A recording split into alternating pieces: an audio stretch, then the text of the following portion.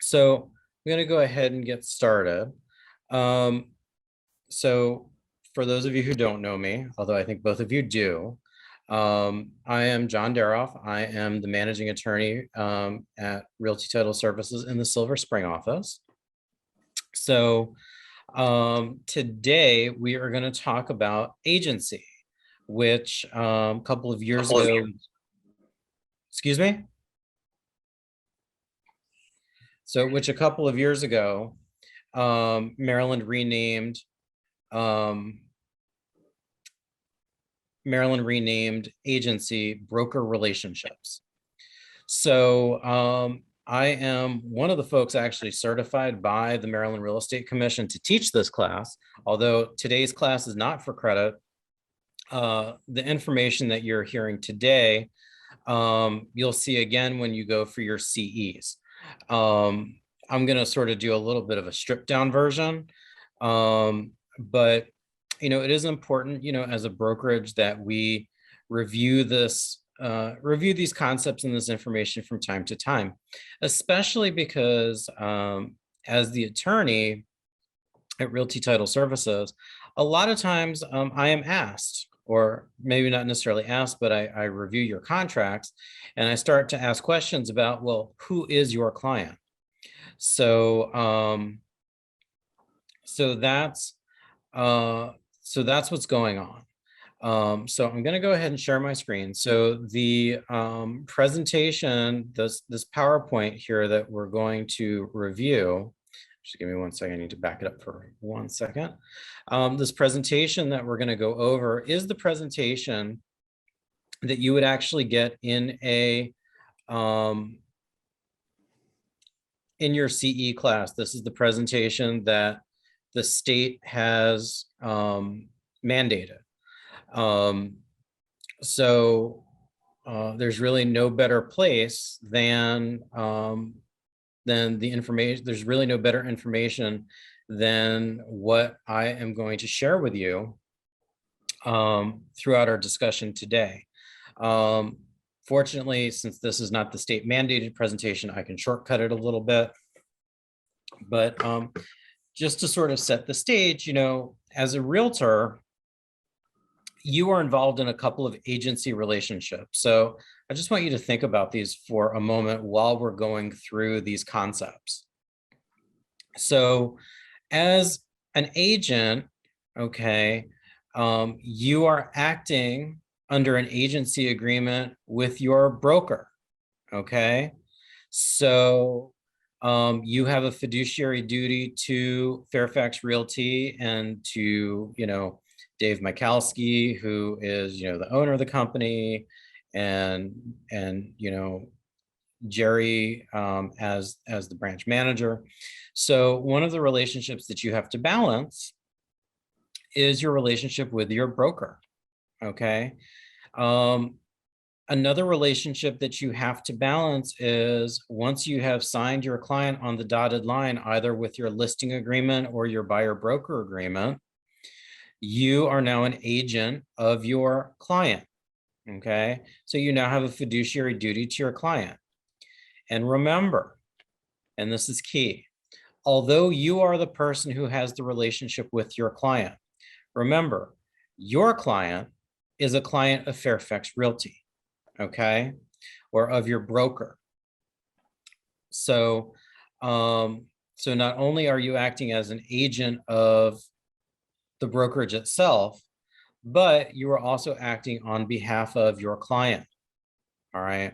So just think about those relationships as we go through this information.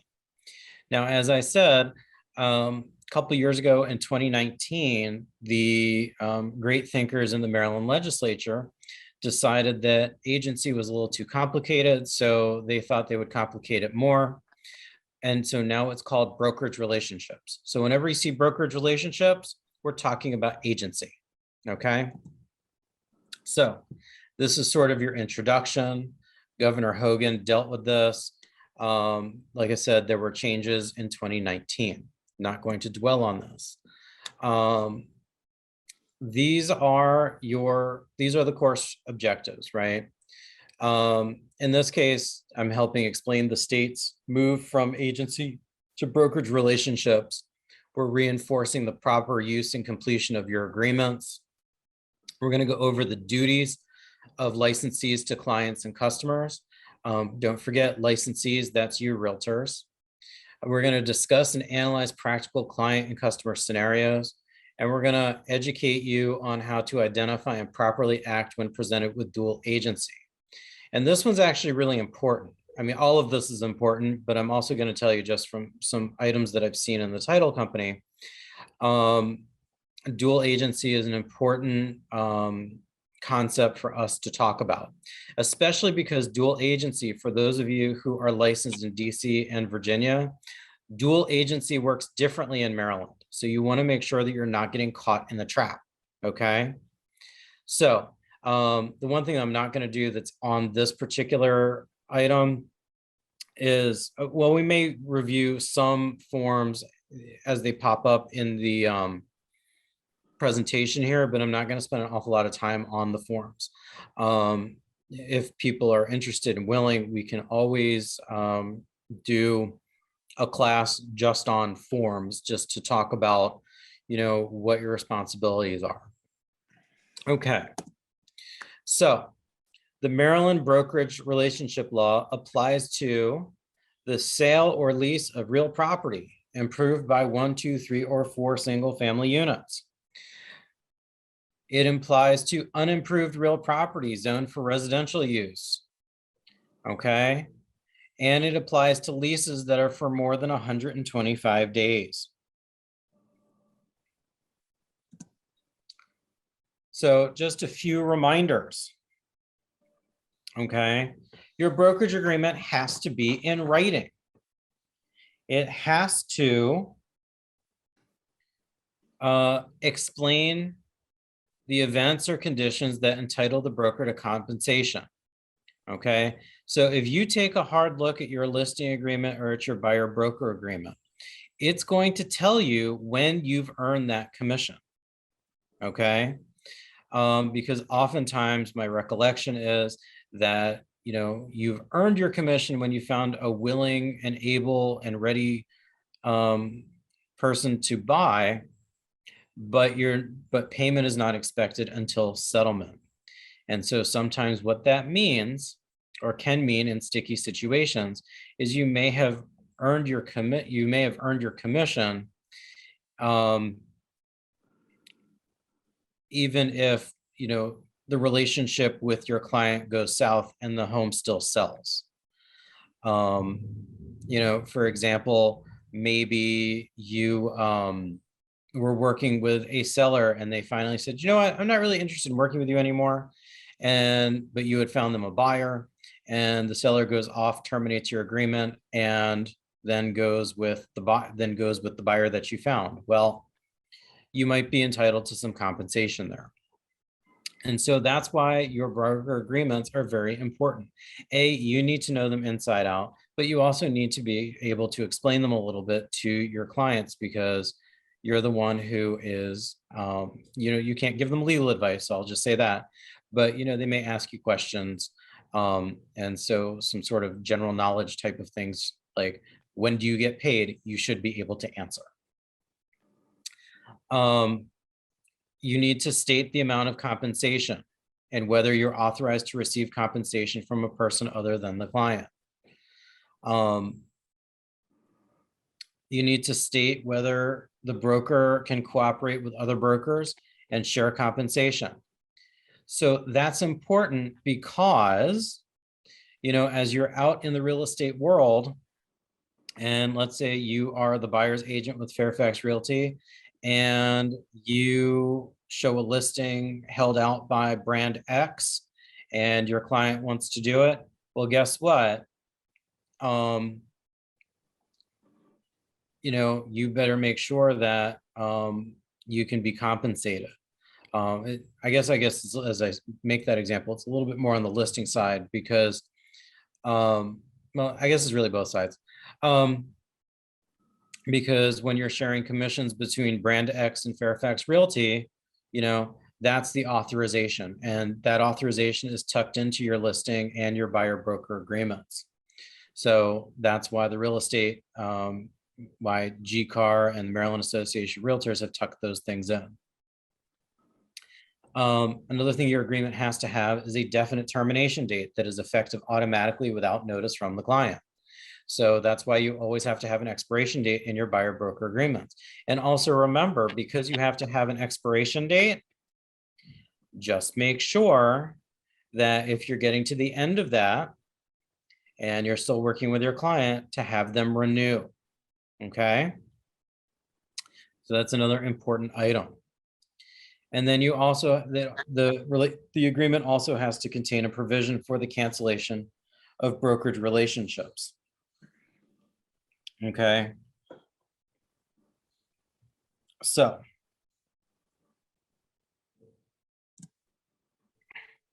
how do you terminate a broker relationship? So there's a couple ways to do it. One, pretty self-explanatory, your agreement expires. Two, the termination of the brokerage relationship can be mutual or unilateral. Okay. So what do I mean by that? Well, let's say your client decides they do not want to work with you anymore for whatever reason. They can give you notice that they are not interested in working with you, and so they can terminate it. Now, it could be that it's been a tough relationship and it's just not working for anyone, and in that case, that's a mutual termination. The one thing I will tell you is that if you are in a situation with your client where you're having some difficulty, that's really where you should be talking to your management team at Fairfax. Talk to Jerry, talk to Alfredo, talk to Anna. Because, I'm actually, it's not a Fairfax case, but I'm working on a transaction where there is a lot of problems between the client and the agent.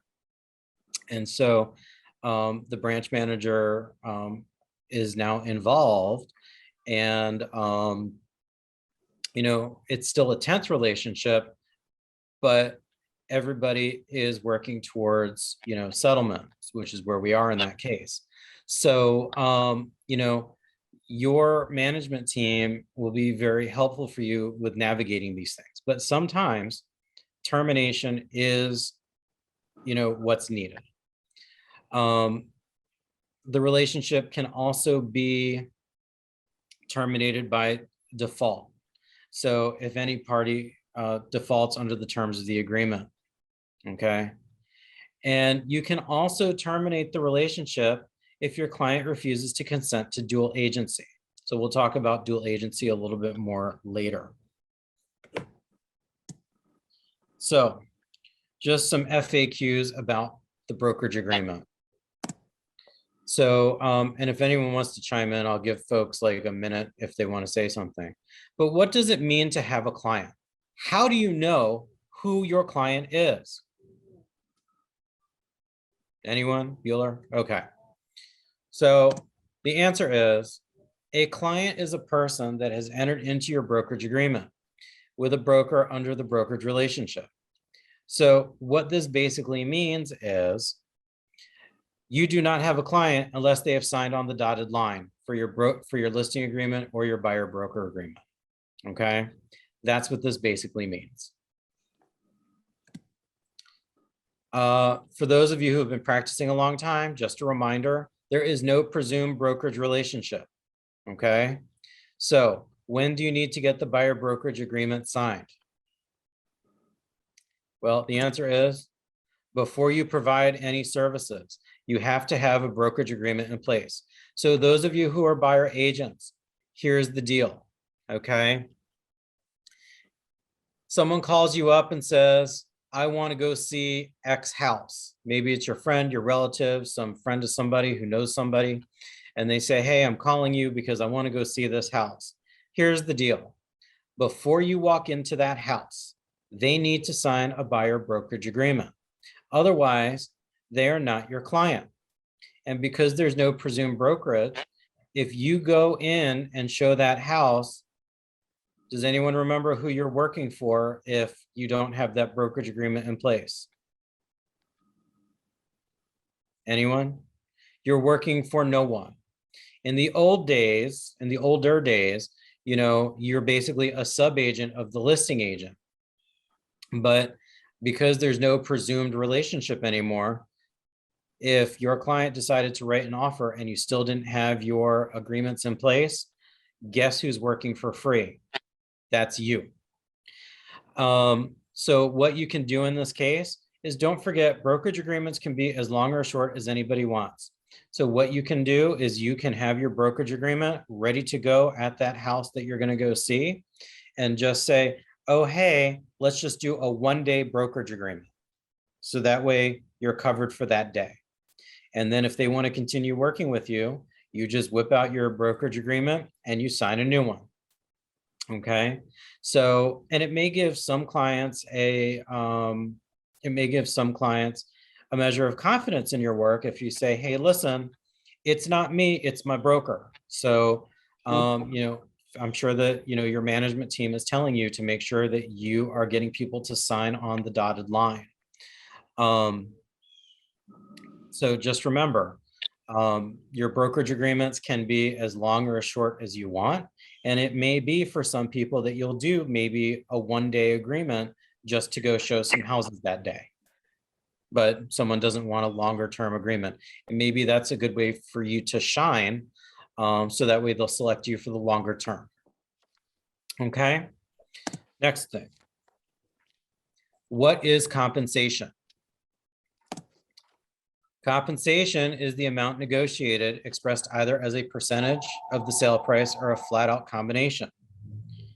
Okay, I think we all know what this is. I'm not going to spend a lot of time. Here's the one thing I am going to tell you. Sorry about that. Here's the one thing I am going to tell you about this.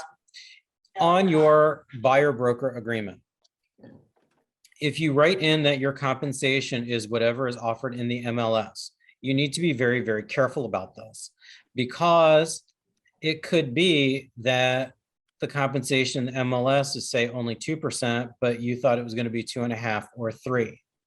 I'm going to tell you, on the buyer side, especially, you can put in your own percentage.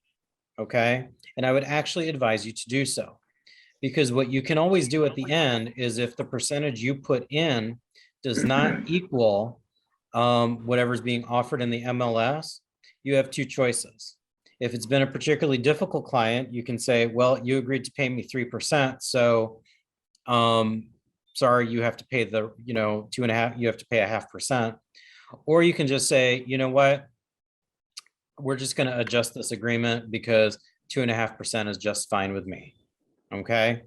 But I'm going to advise you to not just stick with whatever's in the MLS, especially because based on the listing side, I see percentages, all over the place. Sometimes it's 1% to a cooperating agent, what have you. So if you want to make sure that you're getting paid what you believe your value to be is, you should stick it in that agreement. Okay. So is it okay for you to send your signed brokerage agreement as part of my client's purchase offer?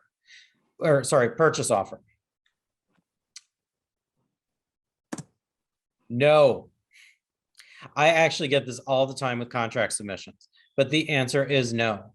You should not be distributing your brokerage agreement to the listing side as part of your purchase offer. And I would also tell you, you probably shouldn't give it to the settlement company. So, because don't forget, that agreement is between you and your client, and that could get into client confidentiality. Okay. Now, certainly if you're coming to me in my role as an attorney under my law firm, whatever, we talk, but you should not be sending out your broker agreement as part of your listing, as part of your offer package. Okay. I do believe I'll have to look. I do believe actually there's another form that you can submit that's sort of like a confirmation that you are who you say you are. I feel like I've seen that before. If anyone happens to see it, that would be okay to use, but don't submit your listing or your brokerage agreements with your offer packages. Okay, so let's talk about duties owed by a licensee to a client and to a non-client. So first, you have to act in accordance with the terms of your agreement. You need to exercise reasonable care and diligence, and you need to promote the interests of the client. So these are examples of promoting client interests. Seeking a sale or lease of real estate at the price specified in your agreement. Seeking the sale or lease of real estate in your agreement or on terms acceptable to the client. And unless it's specified in your brokerage agreement, you have to present all offers and counter offers to the client, even if subject to an existing contract of sale or lease. Okay, we're going to talk about that last one. These are some additional duties. You have to treat all parties to the transaction honestly and fairly and answer all questions truthfully. So what I'm going to say about that is it's okay to say, I don't know. All right. And it is better to say, I don't know. You should do your own research if you don't know the answer. People appreciate honesty. Number 5, so unless a client consents in writing, you may not disclose confidential information. And 6, and this applies to past or present clients of the licensee or the broker. Now, so what that means is, so let's say, you're at the copier and you overhear some information about your colleague's client that's confidential. Guess what? Because you both are affiliated with Fairfax Realty, you are bound to keep that confidentiality. Okay. So it's not just the client that you are working on, it's all clients of Fairfax Realty, past and present. All right. So other duties that you owe include complying with the requirements of the Real Estate Brokers Act, applicable fair housing, and any other regulations. You also have to act in a timely manner to account for all money received. And you need to disclose to the client all material facts as required by law. So one of the questions people have is, what is a material fact? In fact, this was a long conversation I had yesterday. So this slide goes over some material facts, okay? For example, the amount that a seller wants to accept or a buyer is going to offer. That's pretty important, right? A seller or buyer's decision to sell a property. So for example, right, let's say a couple is getting divorced, but maybe they haven't filed yet, or they're doing whatever they're doing. Does not matter why someone is seeking to purchase or sell a property. They may tell you to help you do your job, but you are not allowed to tell anybody else. You are a vault, okay? Information comes in, but it does not leave. All right. Other material facts are the desired terms of the sale for the buyer or seller. And what you have to understand is that material facts are not the same in each transaction or for every customer, okay? Maybe I don't care if you tell people that I'm getting a divorce, but maybe I do care that you're telling people that I'm selling my house because I lost my job and I can't afford my mortgage anymore, okay? So you can't, so one of the conversations you may want to have, and you may want to have a written consent about certain things from your client about what you can and can't say. But you have to, if you have questions about what is material to your situation, turn to your management team at Fairfax. Talk to Jerry, talk to Anna, talk to Alfredo.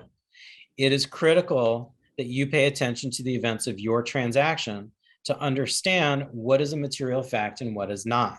So that way you can make the appropriate disclosures. And again, when you have questions, please, please, please talk to your management team. All right. So let's go over some commonly asked questions on this area. So you're writing an offer on behalf of a buyer client and you've never seen the home. And the client has never seen the home. Do you have to view the home prior to writing to the offer? And I think with COVID, this actually has more resonance now than when this question was written in 2019, because so many of us are at home. So the answer is you are at risk of being accused to fail to provide reasonable care, especially if a home is available for showings. So although pictures provide a good deal of information, there may be additional considerations or problems that you need to talk about with your client, and that may impact your offer or any addenda. So even though the client has not seen the home, the licensee that prepares the offer needs to look at the property.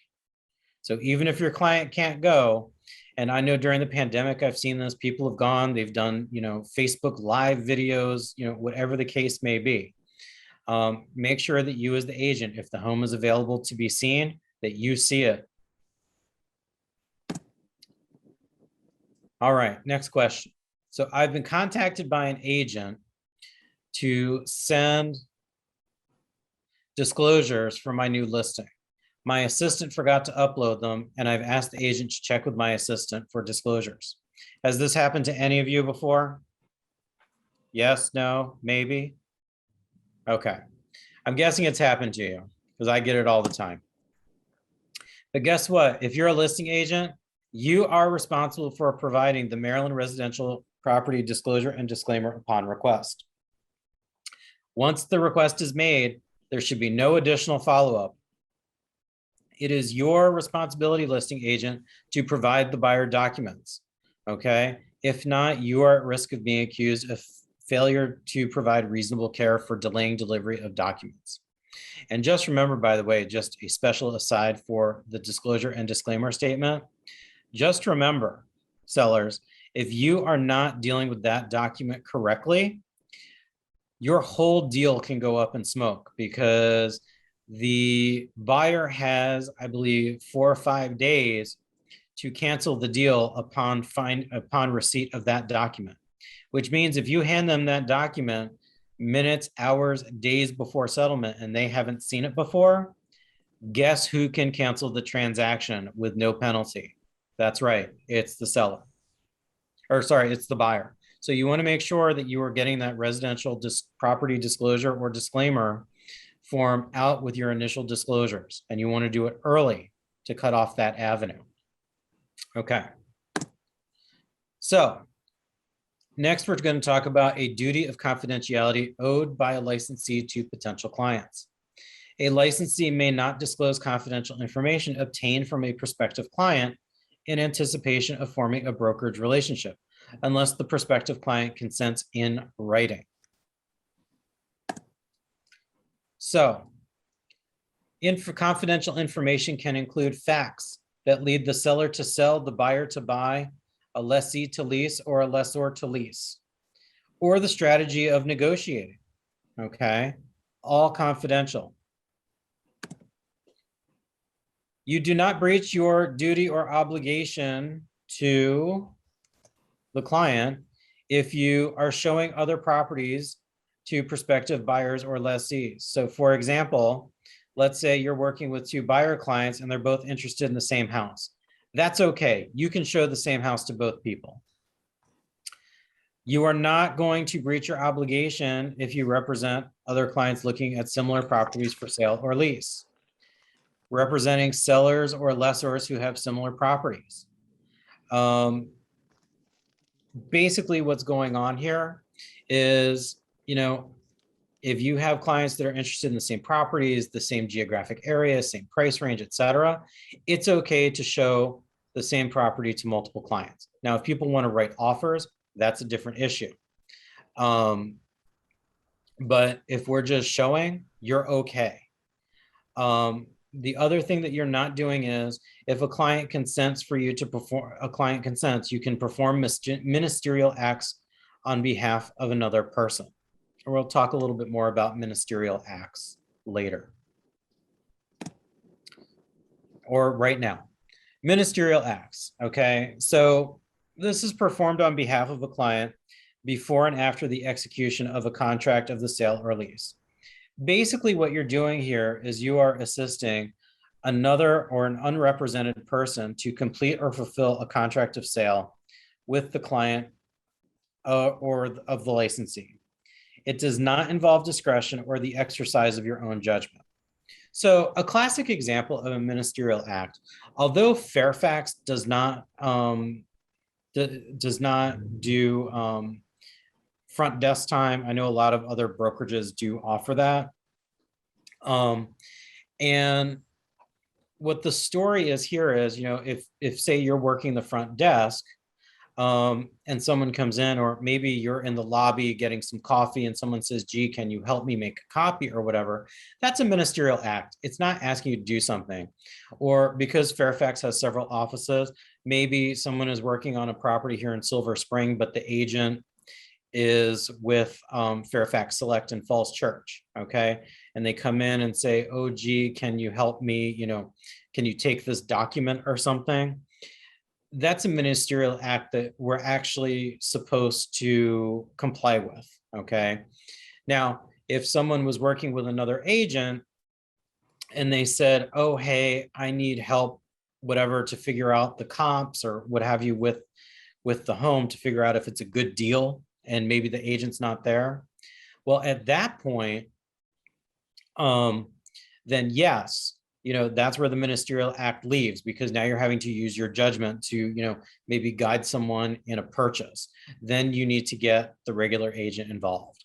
But if someone's just asking you, hey, can you answer the phone? Can you just, make sure that so-and-so gets whatever document? That's okay. That's not a breach. And in fact, you're obligated to do that. Okay. So some more frequently asked questions. You do a listing presentation. You don't get the listing. But during the listing presentation, you learn that the sellers are divorcing, so they're very motivated to sell. And there's no loan on the home. Next week, you have a buyer that shows interest in the property. Can you tell the buyer what you learned during your listing presentation? What do you think? Can you?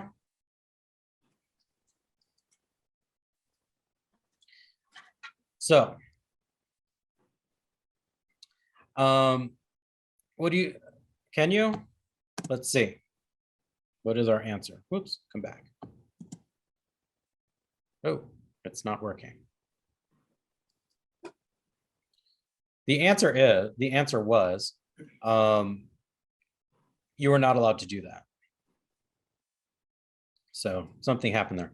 The answer is, if you learn something during a listing presentation, but you don't get the listing, guess what? You can't divulge it to your buyer client either. Okay, so confidential information. If you're standing at the copier, I already talked about this one, and you hear a listing agent talking about the dire circumstances of the seller, is it okay to pass this information to a buyer that you are representing? No, this is releasing confidential information. We talked about that. Okay. You are a buyer's agent. By the way, I see people are putting some questions in the chat. So what I'm going to do is I'll roll through this, and then I will address the questions that are coming up in the chat. So I just want to let people know that if you're doing that, that's fine. We'll come back to the questions at the end. If you are a buyer's agent representing two buyers searching for homes in the same price range and the same area, and both buyers decide to make an offer on the same property, can you prepare both offers? In fact, I actually think this is the subject of one of the questions on the chat. The answer is no, you cannot. There is a conflict of interest. If you have this issue, you should encounter this circumstance, you must speak with your broker, office manager, or team leader about how to handle the situation. Okay, so like I said, so it's okay to show two of your clients the same house, but if they both decide they want to bid on it, now you have a problem, and you cannot represent both people in their bid. You have to choose. And so what you need to do in this situation is go to your broker and say, I have a great problem. I have two people that want to buy one house. How should we handle it? Okay. Confidentiality. Does it ever end? It only ends if the party consents to the writing and disclosure. This includes clients, past clients, prospective sellers that have interviewed the licensee for a potential listing. Okay.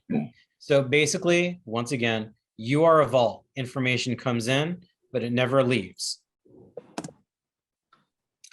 So let's talk about your disclosure, informing the public about who you represent. Okay. Upon first contact, you must disclose which party you represent. If your first contact is not face-to-face, okay, as a seller's agent, you need to disclose that you represent the buyer. So for example, let's say you're sitting here in the office and someone calls you up and says, hey, I'm interested in 123 Main Street. And you say, oh, hi, my name is John. I am the listing broker. How can I help you? Okay. For a buyer's agent, you would disclose that you represent the buyer. You need to disclose it through the same medium in which the contact occurred. So for example, if you're on the phone with someone, like I said, you say, hi, my name is John. I'm the listing agent for 123 Main Street. If it's an email, you say, thank you so much for contacting me, what have you, email, text, I guess Facebook Messenger, however people are contacting you. But then at your first face-to-face contact, you're going to want to use that understanding whom the real estate agent represents. And this disclosure must occur not later than the first scheduled face-to-face contact with the seller. So for example, listing agents, if someone calls you up and says, hey, I want to go see, your listing at 123 Main Street, you say, thank you for contacting me. I'm the listing agent. I'd be happy to show the house to you. And then when you get to the house, if they're unrepresented, you're going to give them this understanding real estate form, the understanding whom form, and you're going to make them understand and sign off that you work for the listing agent. So a note about open houses. In Maryland, this form that you see here on your screen, okay, you have to have this at your open house. It has to be on 8.5 by 11 paper. It has to be in color. I always recommend that typically you have a sign-in. So put this with your sign-in. So that way everyone will see it. And by having this broker disclosure form out, then you don't have to give the understanding whom form to everybody who comes to your open house. Because what you're doing is, remember, when you're holding an open house, you are working for the seller. Now, I understand that open houses are very good prospecting opportunities for you. But just remember, you are there for the seller, okay, at that moment in time. If you happen to meet someone there who's interested in the house and you say, great, I'll be done with this open house. Let's go to Starbucks later. Let's talk about your interest, okay? But while you're in that house, holding that open house, you work for the seller, all right? So, and just remember, you have to have this form. If you do not have this form, I know I've seen them around the office in Silver Spring. Jerry has it, Anna has it, Alfredo has it. But just remember, it must be on 8.5 by 11 and it must be in color. And I will tell you that MREC does send ghost buyers around from time to time to make sure that people are following the rules. So you don't want to be caught. Okay. So let's talk about brokerage relationship disclosure form. Okay. Now, this is that understanding whom form. So, and by the way, this is one of the most misunderstood forms, and it's just confusing. So there are times when you don't need a form and times when you do. You do not need a form when no form is required if you have a brokerage relationship. So if you've already gotten to someone to sign on the dotted line for the brokerage relationship, guess what? You do not need this form for that person. If you are a sub-agent, okay, you do need the form. And by a sub-agent, that means, so for example, maybe someone called you up and you decided to show them a house. Someone called up the listing agent and you're showing them the house. You have to give them this form. If you are the seller's agent and there is no sub-agent. So, and just remember, a sub-agent, I should go back to that for 1 second. Remember, if someone just randomly calls you and says, hey, or your friend calls you and says, hey, I want to go see this house. If they don't sign the buyer broker agreement, then you are a sub-agent for the seller. Okay. And that's why you need that. And it does not matter, by the way, if the listing is held by Fairfax or another company, you would be a sub-agent. And this goes back to your compensation issue, by the way, because if you look at the MLS, some listings I'm noticing will have a cooperating broker compensation, but no sub-agent compensation. So if you're just showing a house and you haven't signed that buyer broker agreement, I'll just go back to that for a second, you could be working for free. Okay. If you are a seller's agent and there is no sub-agent, you still need to do this. If you are a buyer's agent and there's no seller's agent, so for example, you're working on a for sale by owner, you need this form because you need to make sure that that seller understands you don't work for them, you work for the buyer. Now, what happens if you are meeting with someone that is declining representation, they still want to see the house? So again, you should have your understanding whom form ready to go, and you should bring 2 copies because you need to give a copy to the person that you're going to ask to sign it. And then you need to keep a copy for your records. So unless you have a Xerox machine in your car, or, maybe you'll take, a PDF with your phone or something, maybe just have 2 copies, have them sign each copy. The other thing I've actually seen, some agents are pretty savvy. They can load this thing into their DocuSign, and everybody's right there on their phone. DocuSign it real quick, and you move on your way. Okay, but just remember, if a buyer is underrepresented, you are the sub-agent of a seller, and you have to give them the understanding whom form. But what do you do if the buyer is going to refuse? If the buyer does not wish to sign, you can self-certify. Okay, if you look at the actual form, you can see on the screen here, there's those asterisks that are sort of rolling across the top.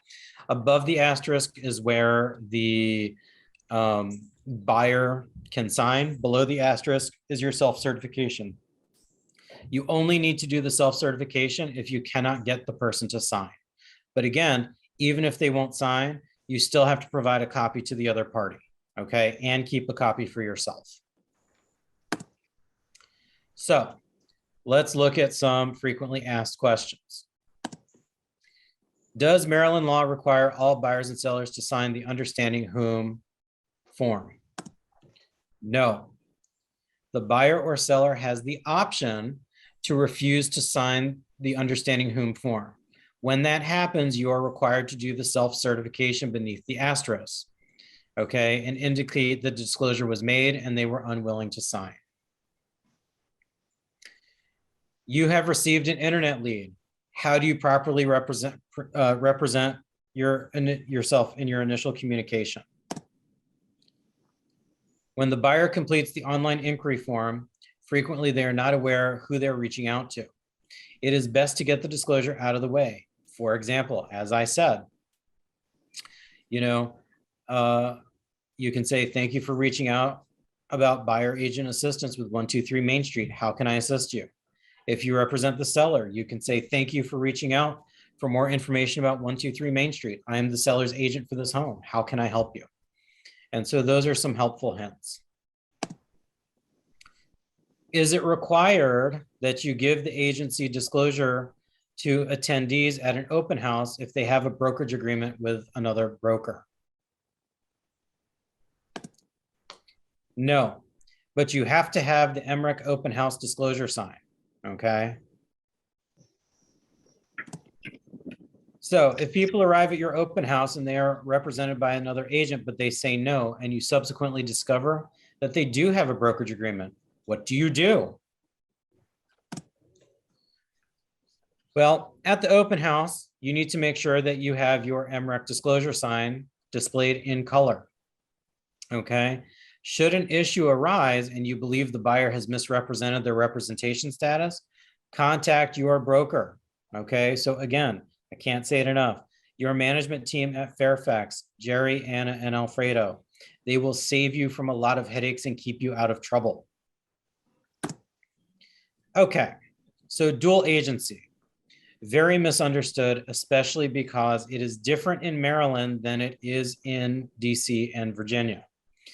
Okay. In Maryland, okay, dual agency requires 3 people. Okay. So you in Maryland, and so requires your broker, it requires you, and it requires your client. Okay.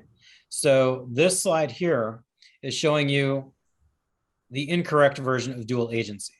Here it's showing salesperson Ryan, buyer Christine, and seller Stephen. You cannot represent Stephen and Christine at the same time. Can't do it, okay? Because dual agency, the way it works in Maryland, is really defined as dual agency for Fairfax Realty as the brokerage. So that is what allows you to show other properties held out by Fairfax Realty, all right? So that's why it takes so many people in Maryland. This is also an incorrect representation of dual agency. Again, you have the broker. The last example was the salesperson. This is the broker having the client, the seller, and the buyer. You can't do it. There have to be 3 people to engage in the brokerage dual agency. And a broker can never serve as the intracompany agent. So keep in mind that rather than serve as a direct participant to the transaction, the broker in a dual agency transaction designates salespeople or associate brokers who will be directly handling the brokerage's buyer and seller transaction. The buyer and seller agents are assigned to act as intracompany agents, and dual agents cannot be an intracompany agent. The broker or the branch office manager, as may be designated, will be the dual agent. So here's how it works. This is the correct representation. Broker Bob is the dual agent. Okay. And then we have a salesperson. In this case, they're using a salesperson and an associate broker, but it could be 2 salespeople as well. Okay. But the intracompany agent is going to provide the same service to the client as the agent does in the transaction, including advising a client as to price and negotiation strategy. Intracompany agents must keep confidential information except to the dual agent. So for example, if Ellen is learning confidential information about the buyer, she still has to tell broker Bob because he is the dual agent. Same thing here with Dwayne, who is the intracompany agent for the seller. Okay, but Ellen and Dwayne do not share. Okay, Ellen is on the buyer side, Dwayne is on the seller side, and we're moving on. Now, you do have to do a consent for dual agency. This can be signed at the time of the disclosure. If a party has previously signed the consent for dual agency, they must affirm that consent. And so what they're talking about here is when you sign your broker relationship documents, your buyer broker stuff, you should also be having the consent for dual agency signed at the same time. And what they're telling you here is even though you've had it signed before, once you're now in the dual agency situation, they need to sign again. It's not enough to sign. It's not a one and done situation. You have to sign a second time. Okay. So if the party previously signed the consent for dual agency, they have to affirm their consent for the sale to this particular buyer. And the buyer must affirm the consent for this particular sale for this particular property. And the affirmation is accomplished on the 2 lines provided on page 2 of the dual agency form. And you can see here this, just a little snippet of the form. Okay. Consent. If you've previously signed, this is your affirmation. Again, the seller must affirm consent for the sale. The buyer must confirm assent for the sale, and it's for this particular transaction. So some of you do work in a team. So dual agency within a team. A dual agent can assign 2 team members of the team as intracompany agents for the buyer and seller in the same transaction. The parties have to be notified in writing prior to the contract being written that licensees are part of the same team, and the team could have a financial interest in the outcome. However, a team member or leader cannot be a dual agent for an intra-team transaction. Okay. So some final thoughts on dual agency. A licensee can withdraw from representing a client who refuses to consent to a disclosed dual agency. It does not limit the agent who terminated dual agency from continuing to represent a client in non-dual agency transactions. And if there is a financial bonus offered to an agent who sells property that is listed with his company, that must be disclosed in writing to each party. And now some frequently asked questions. So what are the proper steps to take prior to showing a home listed with my brokerage to a buyer client? Prior to viewing the property in question, it is the buyer agent's responsibility to confirm that the seller has agreed to dual agency. In addition, it is the buyer agent's responsibility to have signed a brokerage agreement, as well as the MREC consent for dual agency form in the upper portion of page 2. Does Maryland law require all buyers and sellers to sign the understanding whom real estate form and the consent for dual agency forms? The answer is no. The buyer or seller has the option to refuse signing the forms. In that case, a licensee is required to do the self-certification beneath the asterisk. And in the case where the form was used to show a home to an unrepresented prospective buyer or tenant, the listing agent should arrive at the appointment with 2 copies of the document. 2 copies need to be executed, and the documents need to be filed in the client file and retained for 5 years. Next question. If you are a buyer agent who is part of the team, can you represent a purchaser regarding another member of the team's listing? Can you act on behalf of the seller during the transaction? The broker, not the team leader, may designate 2 members of the team as intracompany agents for the buyer and seller in the same transaction. This can only occur if the parties have first been advised in writing that the licensees are part of the same team and that the team could have a financial interest in the outcome. In addition, neither of the broker designees can be the team leader. The broker must ensure that both parties have acknowledged in writing the receipt of a notification of dual agency within a team form prior to designating 2 team members as an intracompany agent in a transaction.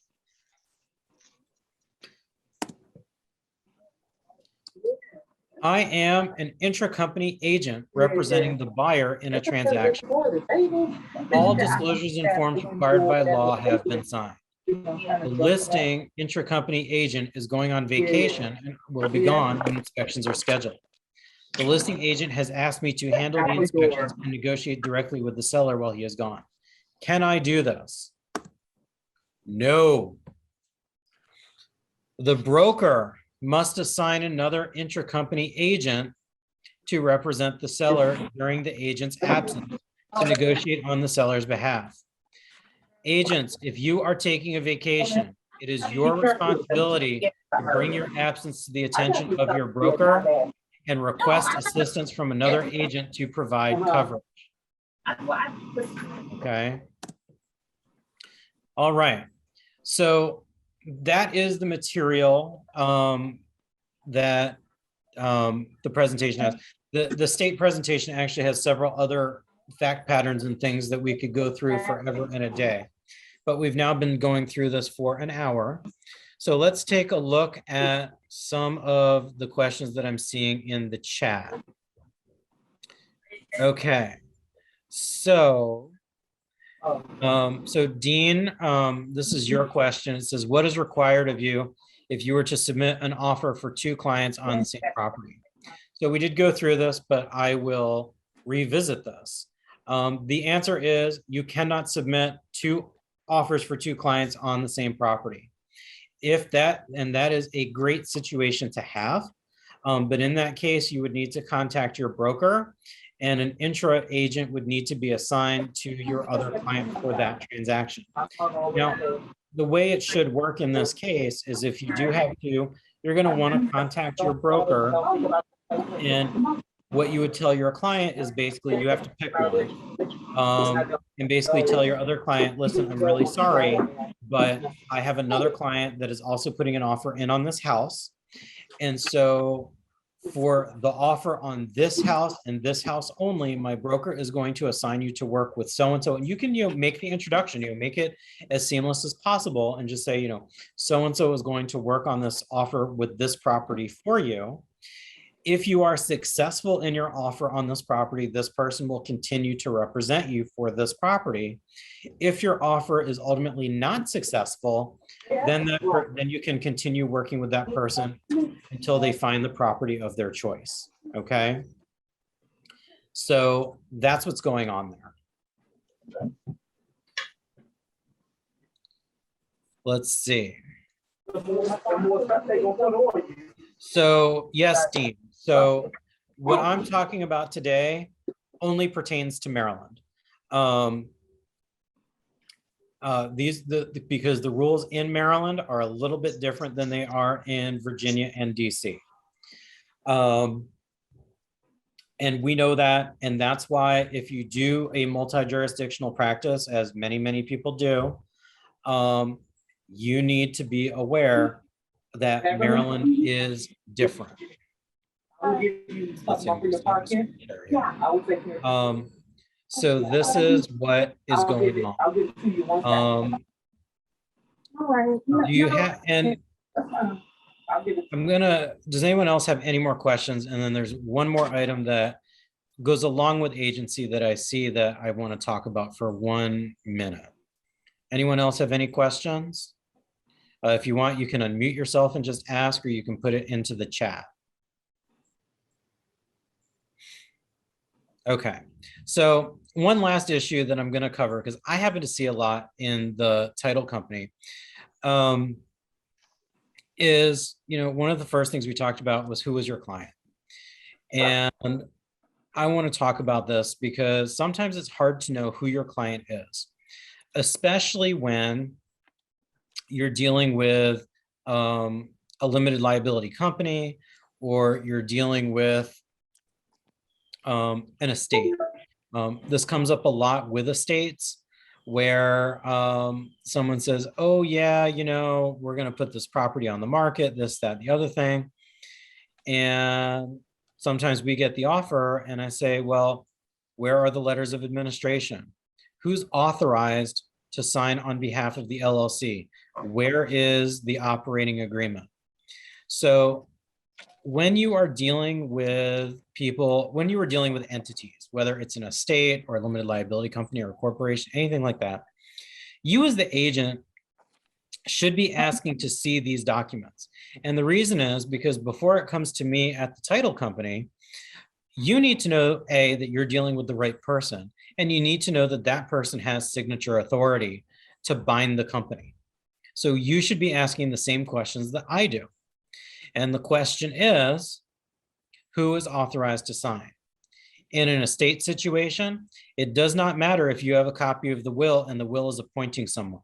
You have to have that court order from the courts with the letters of administration designating who the personal representative is. And by the way, I'll put you on a lookout. If you only have a court order, this is an estate situation where someone is being shown as a special administrator, that person is not allowed to sell the property, okay? Special administrator is a special designation by the court. You need to make sure you're dealing with the personal representative. If you have questions, contact your management team. Call me. I'll be happy to help you out. The other one goes with limited liability companies. We see a lot of single member limited liability companies, or maybe a couple people or a couple or something. And some of them don't have operating agreements. They're not necessarily required to under the law, but you need to make a diligent effort to make sure that the person that you are dealing with and that who is binding the company is the right person. Because you don't want to find out later that, or when the title company gets involved, because I'll start asking those questions if the information is not just handed to me, as to who is allowed to sign. And I would tell you, as a good practice, encourage your corporate clients that if they are looking to purchase a property, that they write a resolution authorizing the purchase or sale of a property. So that way everyone is protected. And that resolution can also designate the authorized signer.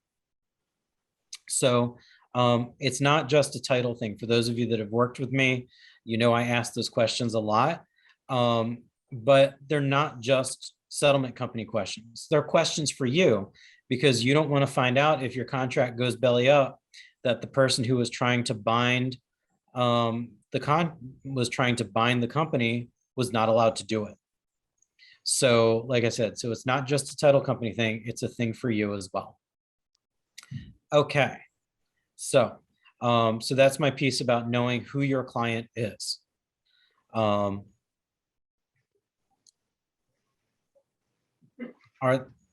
there any questions? So feel free to unmute yourself or to type some type of question in the chat. Hi, so John, it's April. So for an estate sale, we would need the death certificate also and the letters of administration naming the executor or personal representative. So I would tell you, it's good for you to have in your file the death certificate. You definitely need the letters of administration, because you need to know that that person is authorized to sign the contract. And also I will say also the buyer broker agreement or the listing agreement, because you want to make sure you get paid. Because if the wrong person signs it, it's no good. But the bonus of all that is if you have all of that documentation and you've gotten it on the front end for your own purposes, although we at the title company have to make our own inquiry, it will go a lot faster if you're able to provide those documents when you provide your contract. So that way we're not scrambling to figure out what's going on. Fantastic. And so for the LLC, I know you have members and managers. So the operating agreement is the only document, because typically we need the articles of organization for an LLC. Do you need that also? So the articles of organization are all fine, well, and good, but the problem with them is that they don't tell you who's authorized to act on behalf of the company. They only told you that the company was incorporated. And in some cases, there are special interest LLCs. So some of them you might say, like, this LLC is for the purpose of investing in real estate. Okay. So that's the only thing that LLC is allowed to do if you see language like that. So, you know, if they're trying to, you know, I don't know, trade bonds on the stock market, that LLC is not allowed to do that. Right. But the operating agreement is what tells us how the company operates. And it typically will tell you what the managers are allowed to do. And sometimes your members are your managers, and sometimes your managers are separate from the membership. Okay. And oftentimes it will tell you that a member is not allowed to bind the company, because what the members can do is authorize a resolution empowering the manager to go forward with a sale. Or the document itself says that the manager is empowered to bind for the sale of real estate or something like that. Usually there's some specific language in there. And when there isn't that specific language, that's when I start getting very insistent about resolutions. Okay, great. Thank you. So yeah, but it's, and if you have questions like, hey, you know, I want to make sure I've got this right on the front end, let me know.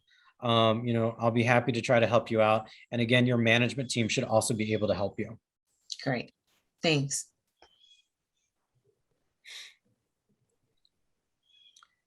Any other questions?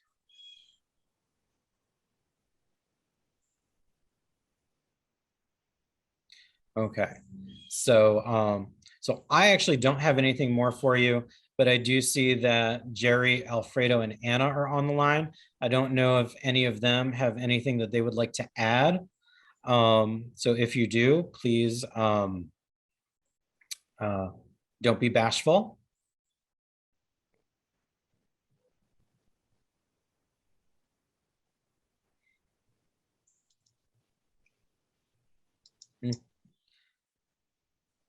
Okay, so if there's nothing else to add, I am going to say, even though we had scheduled this for about 90 minutes because I didn't know how many questions we'd have or where we were, I am going to say that, this is, my little presentation on, agency, or as we now call it, brokerage relationships. If you do have any questions following this, feel free to send me an email, call me on the phone. And if there's anything else we Realty Title Services can help you with, I will be happy to help you, or any of our team members. So thank you so much for spending some time with me today, virtually. So it's nice to see you, especially those of you with pictures. Thank you. So I'll just I'll just hang out for, maybe another 5 minutes or so if anyone has any questions, but if anyone wants to chat, but my presentation is now concluded. Thanks, John. Thanks, Dean.